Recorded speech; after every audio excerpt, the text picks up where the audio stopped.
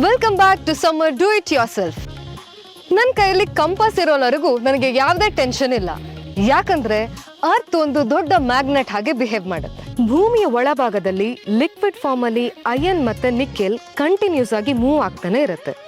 ಈ ಮೂವ್ಮೆಂಟ್ ಇಂದಾಗಿ electric current generate ಆಗುತ್ತೆ. ನಮಗೆ ಈಗಾಗಲೇ ಗೊತ್ತಿರೋ ಹಾಗೆ ಇಲೆಕ್ಟ್ರಿಕ್ ಕರೆಂಟ್ ಇದ್ದಾಗ ಮ್ಯಾಗ್ನೆಟಿಕ್ ಫೀಲ್ಡ್ ಕ್ರಿಯೇಟ್ ಆಗುತ್ತೆ.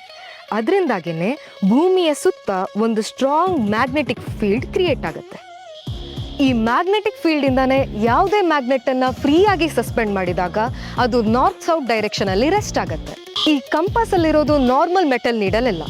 ಇದನ್ನು ಮ್ಯಾಗ್ನೆಟೈಸ್ ಮಾಡಿರೋದ್ರಿಂದ ಅದು ಯಾವತ್ತೂ ನಾರ್ತ್ ಸೌತ್ ಡೈರೆಕ್ಷನ್ ಅನ್ನ ತೋರಿಸುತ್ತೆ. ಅದಕ್ಕಾಗಿನೇ ಶಿಪ್ಸ್ಗಳಲ್ಲಿ, ಏರೋಪ್ಲೇನ್ಸ್ಗಳಲ್ಲಿ ಎಕ್ಸ್ಪ್ಲೋರರ್ಸ್ ಈ ಕಂಪಾಸ್ ಅನ್ನ ಡೈರೆಕ್ಷನ್ ನೋಡಕ್ಕೆ ಬಳಸ್ತಾ ಇದ್ರು.